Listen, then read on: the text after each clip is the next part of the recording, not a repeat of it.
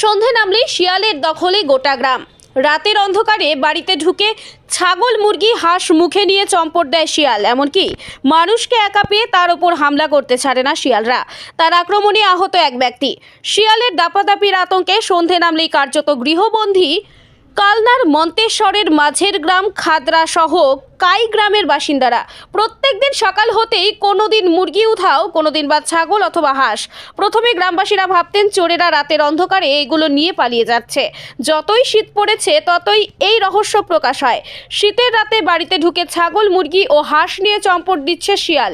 রাস্তাঘাটে মানুষকে একা পেলেই হামলা চালিয়ে দিচ্ছে শিয়ালের দল।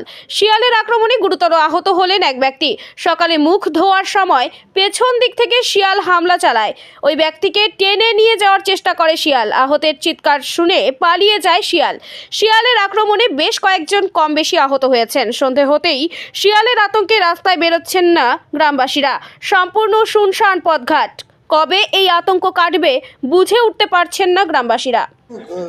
কি কি হয়েছে হাটে? আমি আমি মাউন্টপুর 2 নম্বর অঞ্চলের কাই গ্রামের স্থায়ী বাসিন্দা।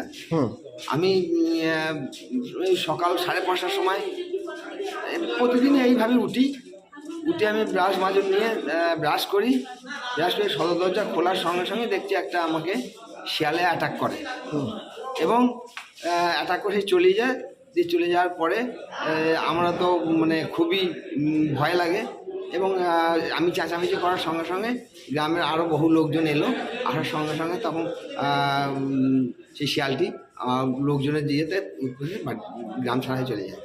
এরকম ধরনের আমি শুধু নয়, এই আমার এই ঘটনাটার ফলে আমার গ্রামের লোক প্লাস আশপাশ বাচ্চা কাচ্চা বৌঝি যারা আছে তারাও প্রচণ্ড আতঙ্কিত যে আমরা এরকম করলে বেরোবো কী করে কী করবো, কী করে জীবন যেমন আমাদের ওখানে মানে প্রচণ্ডই শিয়ালের উৎপাত।